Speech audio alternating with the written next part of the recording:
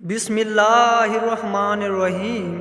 غسل میں وہ اعضاء جن کا دھونا ضروری نہیں۔ نمبر 1، جسم کے اس حصے کا دھونا جس کے دھونے سے تکلیف یا ضر ہو، مثلا آنکھ کے اندر کی سطح کا دھونا اگرچہ اس میں نجس سرما لگا ہو۔ نمبر 2، عورت کو اپنے کان کے اس سوراخ کا تنکا وغیرہ ڈال کر دھونا جو بند ہو گیا ہو، اس کو دھونا ضروری نہیں، لیکن یاد رکھیے کہ اگر کان کا سوراخ کھلا ہو اور اس میں بالیاں ہوں تو اس کو ہلانا ضروری ہے اور سوراخ کے اندر پانی پہنچانا ضروری ہے۔ نمبر 3، عورت کا اپنے خاص حصے کے اندرونی جزو کا انگلی وغیرہ ڈال کر دھونا ضروری نہیں ہوتا۔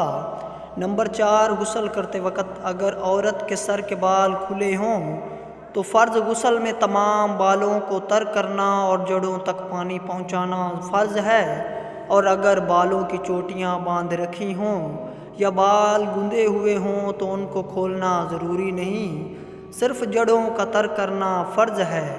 البتہ اگر بالوں کو کھولے بغیر جڑوں تک پانی پہنچنا مشکل ہو تو سارے بالوں کو کھول کر دھونا فرض ہوگا۔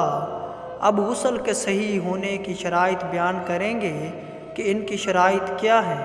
نمبر 1، تمام جسم کے ظاہری حصے پر پانی کا پہنچ جانا بشرطیہ کوئی غضر نہ ہو۔ اگر بغیر کسی عذر کے کوئی ظاہری حصہ جسم کا بال برابر بھی خشک رہ جائے گا تو غسل صحیح نہیں ہوگا۔ نمبر 2، جسم پر ایسی چیز کا نہ ہونا جس کی وجہ سے جسم تک پانی نہ پہنچ سکے، مثلا جسم پر چربی یا خشک موم یا خمیر وغیرہ لگا ہوا ہو، یا انگلیوں میں تنگ انگوٹھی چھلے وغیرہ ہوں، یا کانوں میں تنگ بالیاں ہوں کہ سوراخ میں پانی نہ پہنچ سکے۔